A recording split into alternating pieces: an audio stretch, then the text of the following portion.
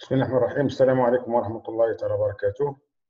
Donc aujourd'hui, je vais vous montrer un exemple, ou alors bien je vais vous donner un exemple sur le calcul matriciel en utilisant le logiciel R.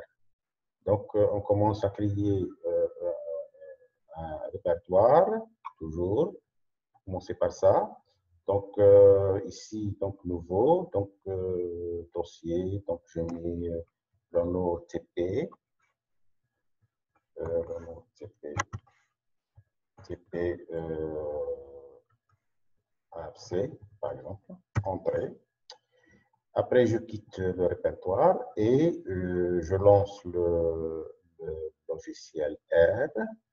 Donc, je vais agrandir cette fenêtre. J'efface la console ou bien le tableau, effacer la console.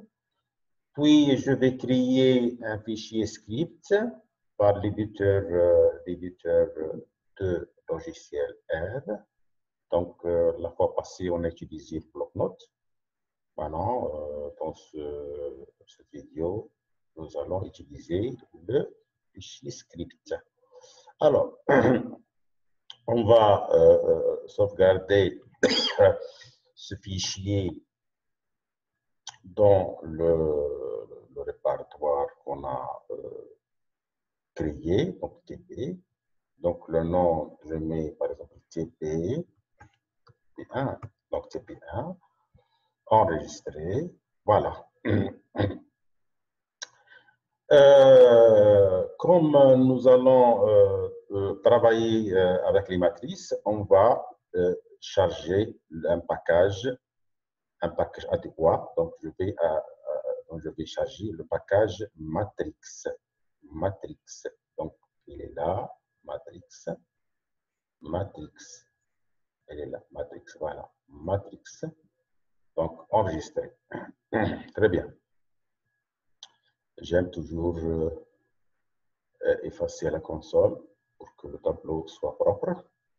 Alors, je vais ici, voilà, pour une opération très simple, je mets par exemple 1 plus 1. Donc, pour calculer ça, il faut mettre CTRL R. CTRL R. Voilà, CTRL R. Donc c'est pour faire les opérations. Donc, si je mets, par exemple, le logarithme de 2, logarithme 2,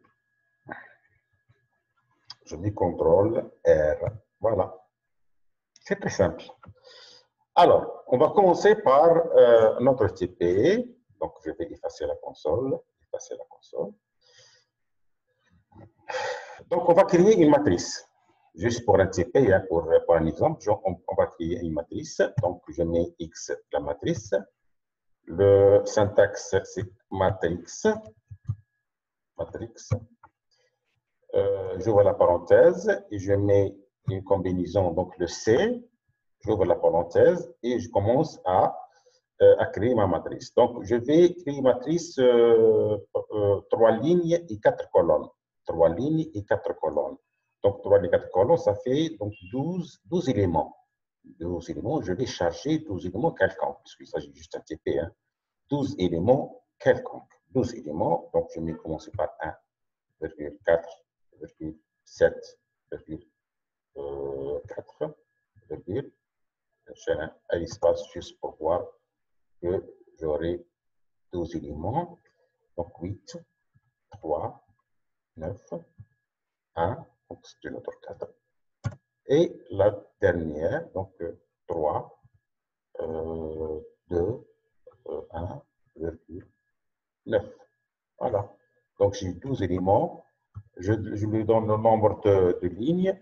Number of rows égale 3. Puis je lui dis que by, donc il faut classer, ça by row, par ligne, by row. Et je le mets true, vrai, oui, c'est que oui, donc true, donc et voilà. Alors, Je vais voir si ça marche ça ou non. Est-ce qu'il il manque quelque chose? Alors, je mets CTRL R.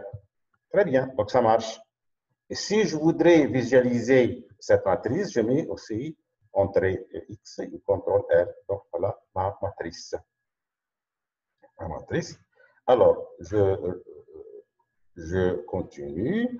Par exemple, si je voudrais calculer le transposé d'une matrice transposée, je mets noté transposé de X. C'est quoi? Donc, je mets T de X. T de X. CTRL R. Voilà. CTRL R. Je mets ici TX. TX. Je mets CTRL R. Voilà. Ça, c'est le transposé de ma matrice. Alors, je continue. Si je voudrais calculer, par exemple, le produit de matrices, le transposé par X. Donc, transposé de X, multiplié. Donc, multiplié, il faut faire comme ça. Donc, pourcentage, étoile, pourcentage, multiplié par X. Voilà. Donc, CTRL R, voilà, il vous donne l'opération. Donc, le process est fait. Je mets A et je visualise CTRL R. Voilà. Donc, c'est une matrice. Comme il s'agit d'une matrice avec son transposé, donc il est connu que c'est une matrice symétrique. Hein. Vous avez, c'est une matrice symétrique. Je continue. Comme c'est une matrice carrée, je profite de calculer le déterminant. Donc, on va être déterminant de A. Voilà, je mets CTRL R et voilà le déterminant. OK? Alors, je continue. Je vais calculer les valeurs propres et les vecteurs propres. Les vecteurs propres et les valeurs propres. Je mets E. Donc, E, il va classer les vecteurs propres et les valeurs propres en même temps. Donc, je mets eigen. Eigen. Donc, ça, c'est eigen, c'est propre. Eigenvalues, c'est les valeurs propres. Eigenvectors, c'est les vecteurs propres. Et je mets eigen of matrix P. Donc, ça, je mets CTRL R. Voilà, c'est calculé déjà.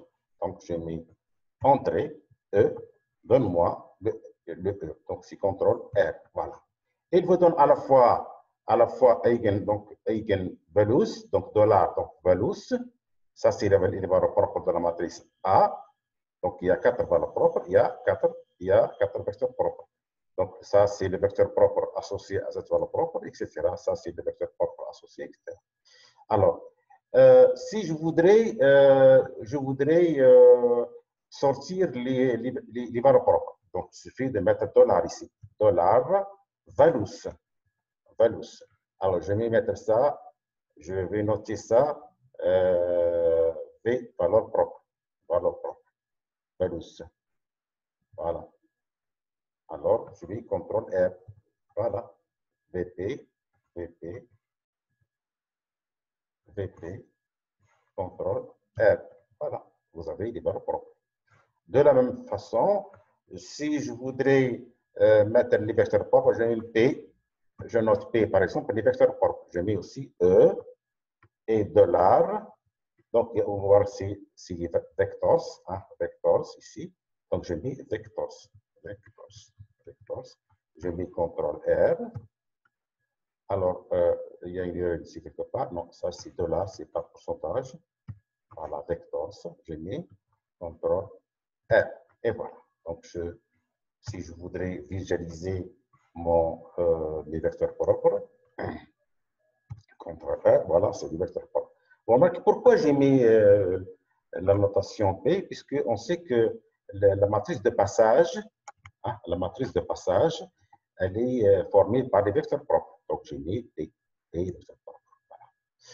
Alors, comment créer la matrice diagonale formée par les valeurs propres? C'est très simple. Je mets D, je mets diag, et je mets les valeurs propres. Voilà. Diag, diagonalisé, une matrice diagonalisable. Je mets CTRL R. Voilà. Si je voudrais voir le D, je mets contrôle. Voilà, donc c'est une matrice diagonale. Pour moi, c'est une matrice diagonale formée des valeurs propres. Voilà, voilà les valeurs propres. La première valeur propre, c'est ça. La deuxième, la troisième et la quatrième. C'est la matrice diagonale. Les autres éléments sont nuls. Très bien. On sait que le produit de matrice de passage avec la matrice diagonale multipliée par P-1, c'est la matrice originelle, c'est la matrice A. Donc, on va faire ce produit et on va comparer la matrice B avec A. Donc, il faut qu'on trouve que le P égale A. Donc, tout d'abord, on va calculer la fonction inverse de P. Alors, pour calculer la fonction, donc j'ai mis inverse, donc je nomme inverse de P. Alors, le syntaxe, c'était simple. Je mets solve. Solve. Hein? Solve de quoi? Solve de P. C'est-à-dire la matrice inverse de P. J'ai mis CTRL R. Voilà, c'est fait. Et voilà, si je voudrais voir le env de P, je mets CTRL R. Et voilà, matrice inverse. Maintenant, je vais créer la matrice P formée par le produit P fois, donc fois, je mets voilà, pourcentage, fois T, produit fois pourcentage, fois l'inverse 1 de P. Alors, il me donne quoi? Il faut qu'on trouve exactement la matrice A. Alors, on va voir. CTRL R, c'est calculé. Alors, si je voudrais voir le P, je mets P, je mets à la CTRL. Voilà. Alors, je vais voir le A, par exemple. Le A. Voilà. Ça, c'est la matrice A et c'est la matrice B. Donc, on a remarqué qu'effectivement, la matrice,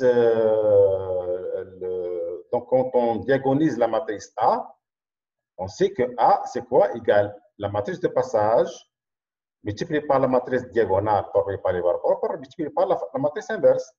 Voilà, ça c'est la matrice A. On a calculé les valeurs propres, les vecteurs propres, donc la matrice de passage. On a composé, on a multiplié P fois D fois P-1, et on a calculé le P, on a trouvé effectivement le P égale A. Et voilà. Merci. Assalamu alaikum wa rahmatullahi wa barakatuh.